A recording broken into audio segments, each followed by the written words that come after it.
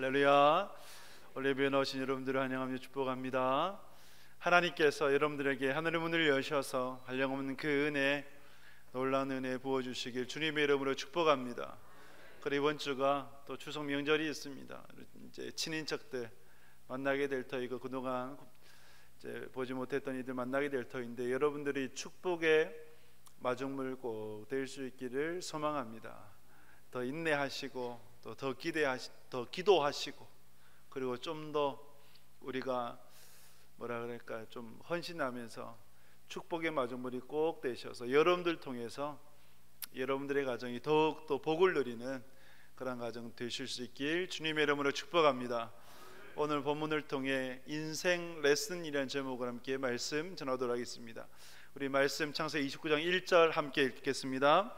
야곱이 길을 떠나 동방 사람의 땅에 이르러. 아멘. 야곱이 길을 떠났어요. 브엘세바를 떠나서 그리고 지난주 말씀 보았듯이 베델을 떠나 이제 동방 사람의 땅에 도착하게 되었습니다. 동방 사람의 땅은 하란, 밧다나람을 지칭을 합니다. 하란에 도착을 하게 되었습니다. 우물을 보았고 우물에 있던 목자들을 보았습니다. 하란뿐만 아니라 우물이라고 하는 것은 그 중동 지역 팔레스타인 일대에서는 생명과도 같기 때문에 굉장히 보호를 합니다. 그래서 큰 돌을 이제 덮개로 막게 되고 햇볕이 들어가거나 하게 되면 이끼가 끼고 물이 이제 썩죠. 그러니까 그것을 방지하기 위해서 큰 돌로 덮게 되고 그리고 그들만의 약속, 충족된 수가 합의된 숫자가 모였을 때 덮개를 열고 양떼들에게 물을 먹이고 또 나그네들 물을 먹게 되는 그러한 이제 그들만의 약속이 있어요. 그래서 목자들이 모였는데 아직 수가 충족되지 않아서 기다리고 있는 그러한 때였습니다. 그러한 때에 야곱이 그 목자들에게 물었어요. 라반을 아느냐라고 물으니까 라반을 안다. 그가 평안하냐? 그가 평안하다. 이 소식을 듣는데 야곱이 얼마나 기뻤겠어요. 그래서 지금 찾아온 이 땅이 제대로 찾아왔구나. 하나님께서 정말 함께해 주셔서 순적하게 나를 이 자리로 이끌어 주셨구나. 그것을 생각을 했을 거예요. 그때 목자가 이런 얘기를 합니다. 저기 라반의 딸 라헬이 지금 오고 있다. 라헬이 오고 있다. 라헬이 양떼들을 몰고 이제 그 우물가로 오고 있었던 것이죠. 여러분, 이 라헬을 보면서 야곱이 뜻밖의 행동을 합니다. 보통 남자가 마음에 드는 여인이 있을 때 어떤 행동을 취합니까? 좀 점수를 따려고 잘 보이려고 좀 이제 오버하는 그런 이제 행동들을 하지 않습니까? 야곱도 똑같았어요. 야곱이 어떤 행동을 했냐면 10절 말씀 보게 되면 같이 읽겠습니다. 야곱이 그의 외삼촌 라반의 딸 라헬과 그의 외삼촌의 양을 보고 나아가 우물가게에서 돌을 옮기고 외삼촌 라반의 양떼에게 물을 먹이고. 아멘. 여러분, 이 야곱이 연약한 남자인 줄 알았는데 그렇지 않았어요. 보통 그 중동에서의 우물 덮개 돌은 굉장히 무겁습니다. 보통 한 성인 한 두세 명이 들을 수 있는 무게인데 근데 야곱이 젖먹던 힘까지 다 짜내가지고 돌을 옮겨버린 거예요. 돌을 옮겨버린 거예요. 그리고 라헬 그리고 라헬의 양떼들에게 물을 먹인 거예요. 왜 그렇게 했겠습니까? 잘 보이려고, 좋은 점수를 따려고, 좋은 인상을 심어주려고 야곱이 좀 오버를 하는 거죠. 그런 야곱이었어요. 우물가에서 라헬을 만났다. 누구를 연상시켜요? 아버지 이삭. 아버지 이삭의 결혼을 위해서 할아버지 아브라함의 종 엘리에셀을 하란으로 보내었죠. 그때 리브가를 어디에서 만났습니까? 리브가를 우물에서 만났죠. 우물가에서. 그래서 그때 아버지 이삭의 아내였던 리브가를 만났던 것처럼 지금 야곱의 또 여인 라헬을 우물가에서 만나게 한다. 또 그렇게 하나님께서 함께 이루어 가신 것을 또한 보게 되는 것이죠. 라헬이 이제 야곱을 자기 집으로 데려가게 되고 외삼촌 라반이 야곱을 확인하자 정말 내 형제이구나, 내 고륙이구나 라는 것을 알게 되었습니다. 그 동안에 한 달 동안 라반과 야곱이 이제 동거하게 되었어요. 함께 거주하게 되었습니다. 라반은 어떤 사람인가 할 때, 라반은 굉장히 계산이 빠른 사람, 무력이 많은 사람, 탐욕적인 사람이었거든요. 그리고 잔꾀가 많은 사람이었어요. 그래서 라반이 볼 때에 야곱이 탐나거든요. 탐나서 야곱에게 이런 제안을 합니다. 오늘 말씀 보면 15절 말씀 같이 읽도록 하겠습니다. 라반이 야곱에게 이르되 내가 비록 내 생질이나 어찌 그저 내 일을 하겠느냐, 내 품삯을 어떻게 할지 내게 말하라. 아멘. 여기 보면 품삯을 정해라. 어떻게 너가 조카이지만 그냥 일할 수 있겠느냐, 너의 품삯을 정해라라고 합니다. 이때에 야곱이 화답을 하는데 16절 말씀에 보면, 18절에 보면 같이 읽겠습니다. 야곱이 라헬을 더 사랑함으로 대답하되 내가 외삼촌의 작은 딸 라헬을 위하여 외삼촌에게 7년을 섬기리이다. 아멘. 품삯을 정하라고 하니까 라헬을 위해서, 즉 라헬을 아내로 맡고 싶은데 이 라헬을 위해서 내가 7년을 일해 드리겠습니다 라고 제안을 했던 거예요. 그 당시에 모하르라고 해서 지참금이에요. 신부가 신랑이 신부의 가정에게 지참금을 줬어야 됐습니다. 오늘날도 마찬가지예요. 어느 나라에는 이제 신랑이 결혼을 하려면 신부의 가정에 돈을 지불을 해야 됩니다. 그래서 뭐 아프리카도 마찬가지고, 아프리카는 소가 제일 귀하다 그래요. 그래서 소 한 마리, 뭐 소 10마리 이렇게 지불하기도 하고, 제가 당일송이 같은 캄보디아는 대학원까지 나온 여성이면 우리나라 돈으로 5천만 원을 지불해야 되는, 그 나라에서 5천만 원이면 상당히 큰 돈이거든요. 그래서 그 5천만 원을 지불해야 된다고 합니다. 이처럼 각 나라마다 신랑이 신부에게 지불해야 될 지참금, 모하르라는 것이 있었어요. 이때도 마찬가지였습니다. 모하르를 지불해야 되는데 야곱이 돈이 있습니까 없습니까? 돈이 없죠. 그래서 7년 동안 무상으로 라헬을 위해서 일하겠다, 이런 제안을 합니다. 라반이 계산해 보니까 손해보는 장사가 아니거든요. 그래서 받아들였어요. 또 야곱만한 또 사익감도 없겠다 싶어서 그대로 그 제안을 받아들이게 됩니다. 말씀 보면 참 재밌는 구절이 있어요. 야곱이 7년을 일했는데 마치 7년이 며칠 같았다. 예. 이것이 뭡니까? 사랑이죠. 사랑하는 여인을 위해서는 수년도 수일처럼 느껴지고, 여러분들도 다 그런 경험이 있지 않습니까? 장거리 연애, 뭐 국제 연애, 국제 결혼이 어떻게 이루어집니까? 사랑하니까 이루어지죠. 어떻게 국제 결혼이 이루어질 수 있을까? 저 서울에서 부산까지 그렇게 장거리 연애를 할 수 있을까 하는데, 사랑하면 가능한 겁니다. 근데 그러한 사랑이 영원한가? 또 그렇지도 않아요. 예. 제가 한번 말씀을 드렸지 않습니까? 연애 때의 감정이 평생 가면 뭐랄까요, 심장 이상으로 제대로 못 산다고. 예. 그래서 그때의 사랑이 있어요. 그때의 사랑. 야곱이 라헬을 사랑을 하는데 수년이 마치 수일처럼 느껴지는 그러한 시간들을 보내게 됩니다. 7년을 채웠어요. 드디어 기다리던 때가 되었어요. 그러면 때가 되었으면 라반이 먼저 야곱에게 제안을 했어야 되잖아요. 이렇게 약속된 때가 다 되었으니 이제 결혼을 하자, 결혼식을 치르자 라고 해야 될 텐데, 근데 라반이 아무 말 하지 않는 거예요. 누가 답답해요? 야곱이 답답하죠. 그래서 야곱이 라반에게 찾아가서 7년을 채웠으니 이제 내 아내를 주십시오 라고 당당하게 요구를 하게 됩니다. 이때 라반이 결혼 예식을 치러주게 돼요. 팔레스틴의 결혼 예식은 보통 일주일 정도 치릅니다. 연애가 일주일 동안 이루어지는데, 그래서 지인들을 초청을 해서 결혼식, 혼인을 알리게 되는 것이죠. 첫날 밤을 보내게 됩니다. 뭐 우리 같으면 전기도 있고 밝지요. 야간에도 밝은데, 그러나 그 땅은, 또 그 시대 때는 고대근동에서의 밤은 캄캄했겠죠. 캄캄한 이 밤에 첫날 밤을 보내고 야곱이 아침에 눈을 떴는데 옆에 누가 누워 있어요? 라헬이 누워 있어야 되는데 누가 누워 있어요? 레아가 누워 있는 거예요. 레아가. 야곱이 깜짝 놀래가지고, 그리고 놀랜과 동시에 너무너무 화가 나서 어떻게 라헬을 위해서 7년 동안 일을 했는데 레아가 여기에 누워 있느냐, 너무 놀랍기도 하고 화가 나기도 하고 그 분노를 못 이겨서 라반을 찾아갔어요. 어떻게 당신이 나를 이렇게 속일 수 있습니까?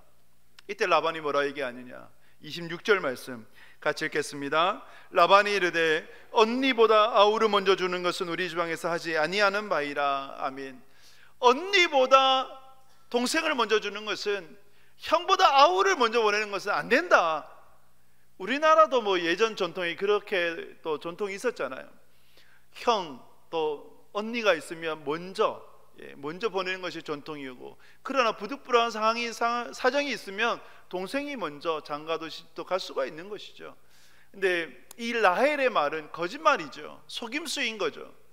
그러면 처음부터 이 야곱이 제안했던 건 뭡니까? 라헬을 위해서 7년이었잖아요. 그러면 그때 안 된다고 얘기했어야 되죠.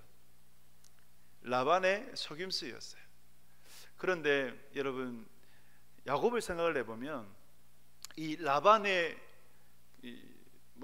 대꾸가, 반응이 정말 야곱에게 너무나 끔찍한, 그리고 과거의 상처를 일깨워주는, 들추는 그것이 되죠. 형보다 아우를 먼저 주는 것은 우리 지방에서는 안 된다. 마치 라반이 다 아는 것처럼 야곱이 형 에서를 속이고 아버지 이삭을 속이고 복을 가로챘잖아요. 형에게 가야 될 복을 야곱 자신이 가로채 버렸잖아요. 그래서 그것이 평생 짐이었고 죄책감 가운데 살았을 야곱이었을 터인데, 그런데 그것을 라반이 깨우쳐 주는 거예요. 형보다 아우를 먼저 주는 것은 우리 지방에서는 허락지 않는다. 당신 지방에서는 모르겠지만 우리 집안에서는 절대 허용되지 않는다. 그래서 레아를 아내로 맞이하게 되었습니다. 그러면서 라반이 또 이런 제안을 해요. 라반이 굉장히 야비한 사람이에요. 라반이 제안을 하기를, 그러면 7일 후에 내가 라헬을 또 아내로 줄 터이니 7년을 더 나를 위해서 일해라. 왜 7일이었을까요? 이 결혼식 연애가 일주일 7일이었어요. 그래서 마치 그 기간이 신혼기간이라도 보내고 라헬을 줄 테니 아내로 맞이하고 나를 위해서 7년을 더 일해라. 야곱이 그 제안을 받아들이고 이제 또 다시 라헬을 위해서 14년을 일하게 됩니다. 사랑하는 여러분, 창세기 29장은 창세기 25장부터 35장까지 이르는 이 말씀의 가장 핵심적인 말씀이에요. 가장 정점에 이르는 말씀이 되어져요. 25장부터 이 29장을 위해서 달려온 것이고, 또 29장을 시작으로 해서 기반으로 해서 35장까지 말씀이 이루어지는 것입니다. 그러면 우리가 여기에서 보아야 되는 거죠. 왜 하나님께서 창세기 29장 이 야곱의 이야기를 통해서 라반, 라헬, 레아의 이야기 통해서 우리에게 무엇을 말씀하시는 것일까?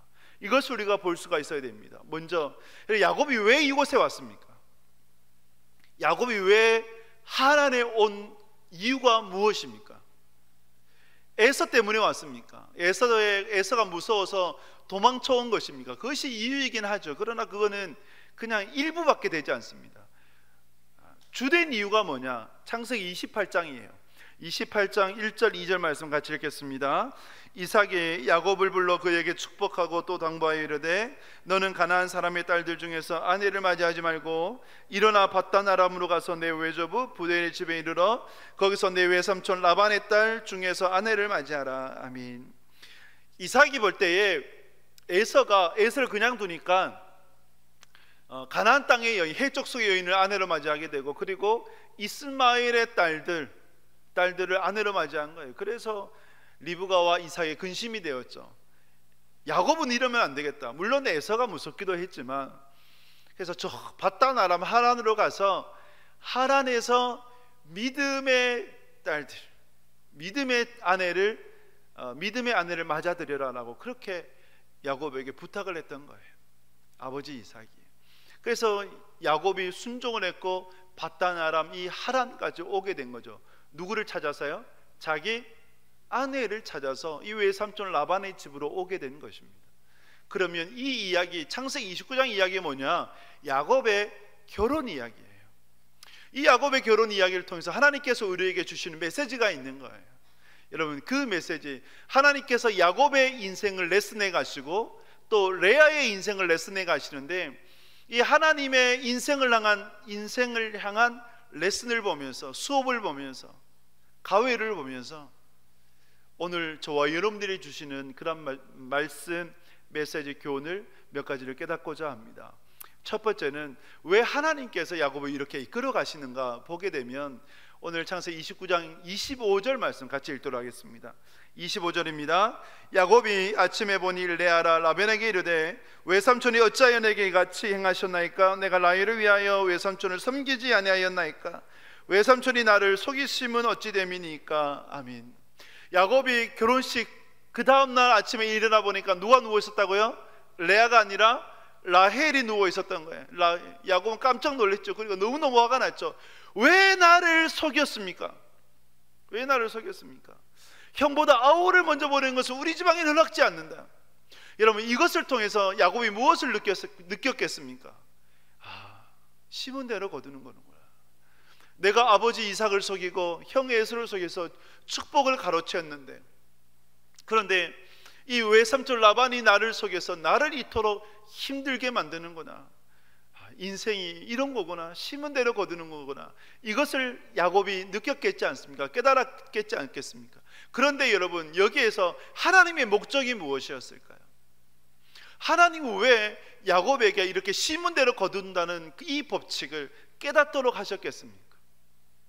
야곱을 골탕 먹이려고?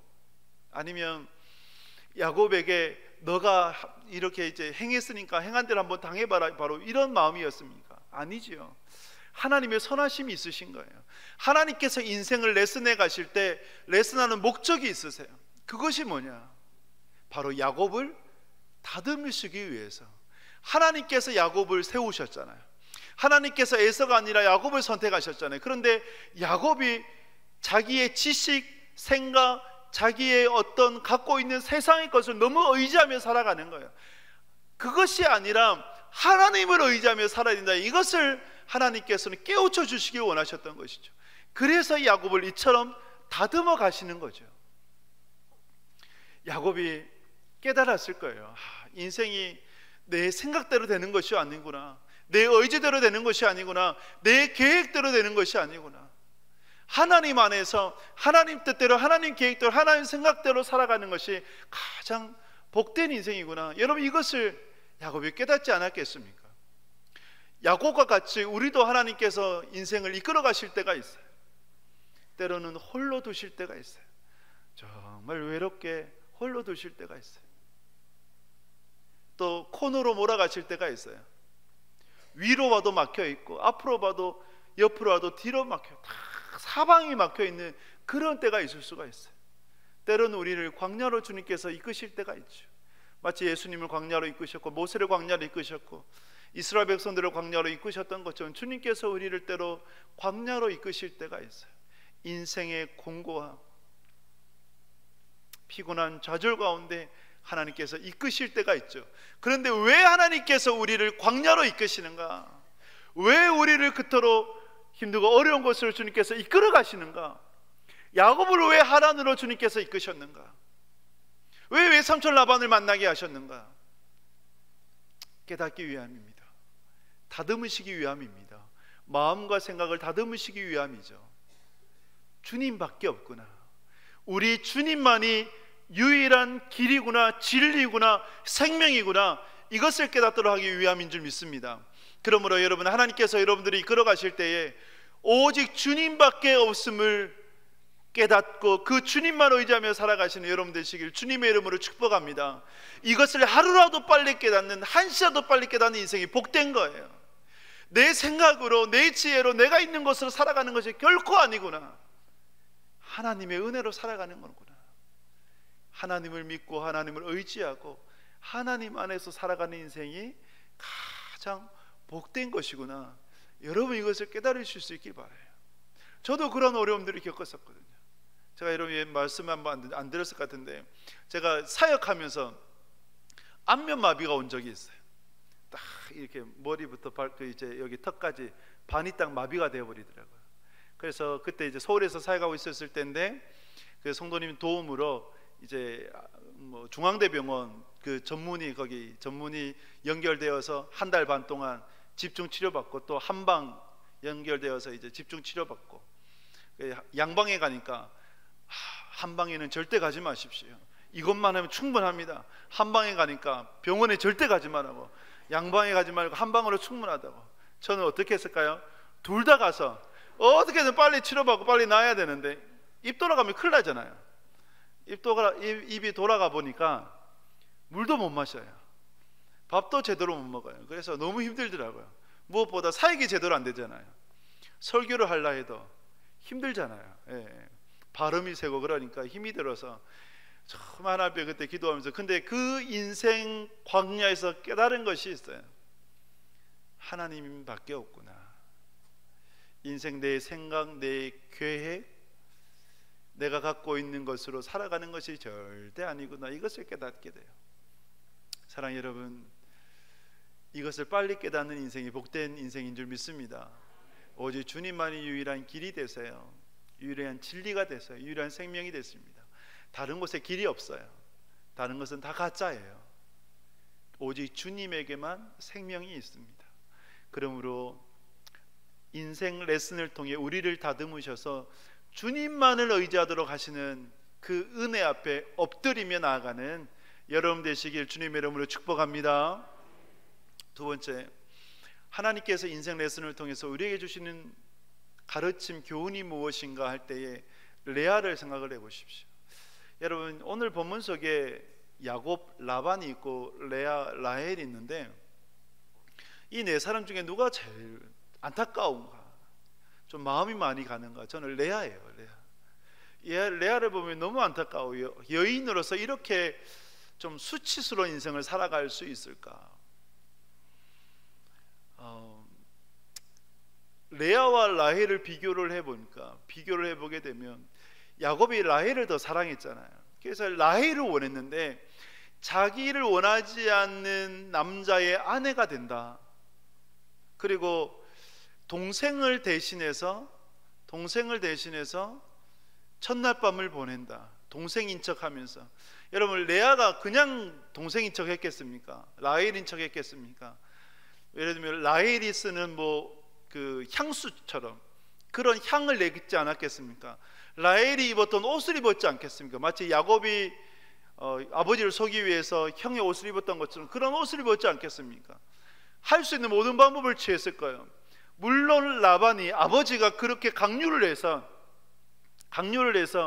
따를 수밖에 없었겠지만, 그러나 레아의 입장에서는 너무너무 고통스러운 거죠. 부끄러운 인생이죠. 그러한 인생을 살았어요. 마치 살아있어도 산송장을 취급하는 남편의 옆에서 살아야만 했던 그 레아를 보게 되면 너무 불쌍한 거죠. 안타까운 거죠. 그러면 왜 야곱은 레아가 아니라 라헬을 더 좋아했느냐 보게 되면, 오늘 말씀 가운데 17절에 이렇게 말씀을 합니다. 17절 같이 읽습니다. 레아는 시력이 약하고 라헬은 곱고 아리따우니. 아멘. 시력이 약하다. 오늘 우리처럼 안경을 쓴다, 눈이 나쁘다, 이런 차원을 넘어서서 언어적으로 보면 눈빛이 흐리다, 흐리멍텅했다는 거예요. 얼굴에, 눈에 총기가 없었다. 눈에 총기가 없으니 그 외적으로 보면 볼품이 없었던 거예요. 그래서 시력이 약하고, 라헬은 어떤 사람이었다고요? 아리따우니. 결국 모든 인류 남성의 기준은 야곱과 같은 것 같습니다. 아리따우니. 자기 보기 라헬은 너무 더 아름다웠던 거예요. 제가 좋아하는 멘트가 있는데, 어느 목사님부터 듣고 우리 옆 사람한테 이런 얘기를 이렇게 한번 얘기하도록. 옆 사람 한번 얼굴 한번 보세요. 이렇게 저 따라합니다. 아름다움이 죄라면 당신은 사형감입니다. 이제 다가오세요. 아름다움이 죄라면 여러분들은 사형감입니다. 은혜로워요. 교회에서 너무 은혜롭지 않습니까? 그러면서 이런 얘기를 해요. 당신은 무죄입니다. 당신을 보면 살 소망이 생깁니다. 교회에서 참 은혜롭습니다. 이렇게 라헬, 레아를 보면 안타까운 인생을 살아가죠. 보통 남자는 두 가지를 봐요. 어머니를 닮은 그 여인을 좋아하고 또 자기에게 없는 성향을 가진 여인을 좋아하죠. 근데 라헬을 보게 되면, 야곱은 좀 조용한 사람이었다면 라헬은 어떤 사람이었는가? 양떼를 몰고 우물가에 와서 물을 먹일 정도인가? 그만큼 어머니처럼 보였고 또 활동적인 활발한 성격의 소유자가 바로 라헬이었다라는 것이죠. 그리고 그럼에도 라헬이 어땠다고요? 더 아름다웠더라. 그래서 라헬을 더 사랑했던 거예요. 레아를 보면 레아는 그렇지 못했죠. 얼마나 안타까운 인생을 살았던 레아였겠습니까? 그러나 여러분, 하나님이 어떤 분이신가? 하나님은 공평하신 하나님이세요. 하나님이 진정한 위로자가 되신다는 거죠. 레아를 통해서 우리가 그것을 볼 수 있어야 돼요. 오늘 말씀을 보면 31절 말씀 같이 읽겠습니다. 여호와께서 레아가 사랑받지 못함을 보시고 그의 태를 여셨으나 라헬은 자녀가 없었더라. 아멘. 레아가 사랑받지 못함을 누가 보셨다고요? 여호와 하나님께서 보셨어요. 그래서 태를 열어주셨어요. 라헬은 하나님께서 태를 열지 않으셨어요. 왜요? 라헬은 남편의 사랑을 흠뻑 받았기 때문에 하나님을 의지하지 않아요. 하나님을 의지하지 않는다고 하는 것이 단순하게 뭐 남편의 사랑을 받았다, 그것보다 여러분, 아버지 라반의 집에 도망쳐 나올 때, 도주할 때 라헬이 숨긴 게 뭡니까? 드라빔이죠. 작은 우상. 그 우상을 숨길 정도로 라헬이 하나님을 의지하는 인생은 아니었다는 것을 보여주는 단적인 것이 되어지고, 그러나 레아는 남편에게 사랑받지 못해요. 그래서 붙잡을 곳이 누구예요? 여호와 하나님밖에 없는 거예요. 그래서 하나님을 붙들었어요. 그 레아에게 하나님께서 태문을 여셔서 은혜를 베풀어 주시는 거죠. 어떻게 레아가 하나님을 붙들었는가 할 때 우리 32절, 33절, 34절 하나님께서 아들들을 주셨는데 그 아들들의 이름 속에 나와 있어요. 같이 읽겠습니다. 레아가 임신하여 아들을 낳고 그 이름을 루벤이라 하여 이르되 여호와께서 나에게로 물돌보셨으니 이제는 내 남편이 나를 사랑이라도 하였더라. 33절입니다. 그가 다시 임신하여 아들을 낳고 이르되 여호와께서 내가 사랑받지 못함을 들으셨으므로 내게 이 아들도 주셨도다 하고 그의 이름을 시므온이라 하였으며, 34절 그가 또 임신하여 아들을 낳고 이르되 내가 그에게 새 아들을 낳았으니 내 남편이 지금부터 나와 연합하리로다 하고 그의 이름을 레위라 하였으며. 아멘. 르우벤, 시므온, 레위를 낳게 됩니다. 르우벤, 보라 아들이로다. 하나님께서 내게 아들을 주셨으니 이제 내 남편이 나를 사랑하리로다. 그리고 시므온, 하나님께서 내 기도에 응답하셨도다. 레아가 하나님을 들었던 거예요. 그리고 레위, 연합이란 뜻이죠. 이제 이렇게 아들을 낳았으니 내 남편이 나와 연합하리로다. 레아가 하나님을 붙들긴 붙드는데 반쪽짜리 신앙이에요. 온전하지 않아요. 이 아들을 통해서 결국 레아가 원했던 게 뭐예요? 남편의 사랑이죠. 남편의 사랑. 사랑받지 못한 여인, 남편 앞에 산송장 취급당했던 그 여인의 안타까움이죠. 남편의 사랑만 있으면 내가 세상의 모든 것을 얻은 것처럼 될 것인데 왜 남편이 나를 사랑하지 않을까? 그런데 여러분, 남편이 예를 들면 야곱이 레아를 사랑했다. 레아가 만족했을까요? 만족하지 못해요. 그래서 이렇게 바꿔보면 돼요. 레아가 남편의 사랑을 요구하고 남편의 사랑이 전부인 것처럼 살았다 할 때 남편 대신에 세상을 넣어보면 똑같아요. 세상을 사랑하고 세상을 의지하고 세상의 복을 구했던 인생.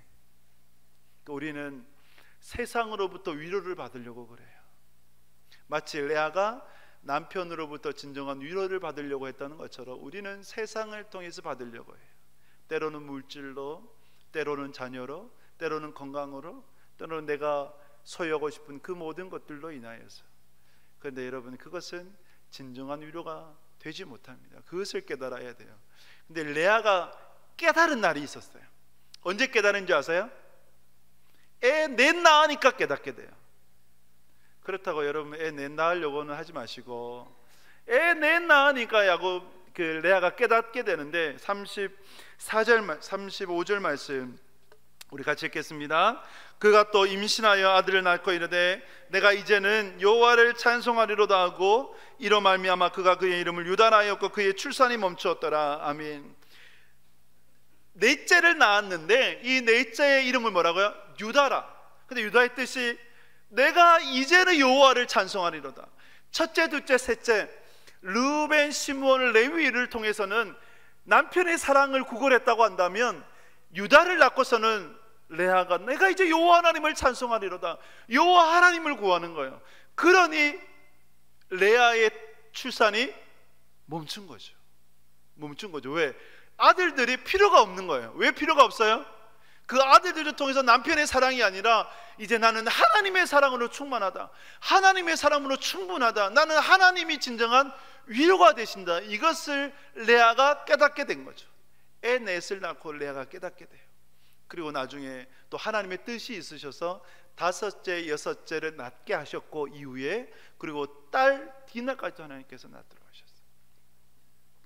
여러분, 레아의 인생을 보면 남편에게는 사랑받지 못했지만 하나님이 레아를 진정으로 사랑하셨음을 보게 됩니다. 그래서 우리의 인생의 진정한 위로자는 오직 여호와 하나님밖에 없습니다. 여러분, 하나님께서 레아를 어떻게 위로해 주셨는가? 라헬의 아들이 아니라 레아의 아들인 유다를 통해서 누가 오세요? 예수 그리스도가 오세요. 라헬은 베냐민을 낳다가 객사하죠. 그러나 레아는 조상의 묘실에 들어가게 돼요. 그러므로 여러분, 남편에게는 사랑받지 못했지만 하나님께 사랑받았던 레아였어요. 우리가 세상에서는 인정받지 못하지만 하나님께 인정받으면 되는 줄 믿습니다. 그것이 레아를 통한 하나님의 인생 레슨을 통해 우리에게 주시는 메시지인 거예요. 세상을 통해서 우리가 위로받지 못하지만 진정한 위로는 오직 여호와 하나님밖에 없음을 믿고 나아가는 여러분 되시기 주님의 이름으로 축복합니다. 그래서 우리가 구해야 될 것이 뭡니까? 세상이 아니라 오직 여호와 하나님이 되는 것입니다. 야곱의 하나님을 나의 도움으로 삼는 자가 복이 있는 것이고 여호와 하나님 앞에 오직 소망을 두는 자가 복이 있는 것입니다.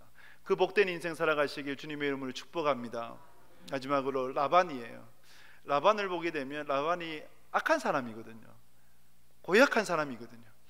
야곱을 수없이 속여요. 딸을 이용해서 자신의 재물을 취하려고 했던 이가 바로 라반이었어요. 그런데 하나님은 그런 악한 라반을 이용해서 하나님의 뜻을 이루어 가세요. 그래서 라반을 통해 라헬을 원래 원했던 야곱에게 누구를 줘요? 레아를 주고 레아와 라헬 두 아내를 얻게 되고 그리고 몸종은 종은 아버지의 소유인데 레아가 결혼을 하게 되니 실바를 붙여주고 그리고 라헬이 결혼하니 빌라를 붙여주게 돼요. 그래서 이 네 아내를 통해서 야곱이 아들 몇 명을 놓아요? 12명을 놓아요. 이 12명이 누가 됩니까? 이스라엘의 12지파가 되는 거죠. 12지파가 되는 거예요. 12지파의 초석을 놓은 사람이 누구라고요? 라반인 거예요. 라반.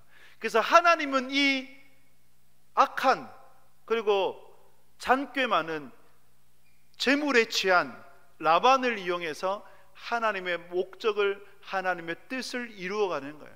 그래서 여기에서 우리에게 주는 교훈이 뭔지 아십니까?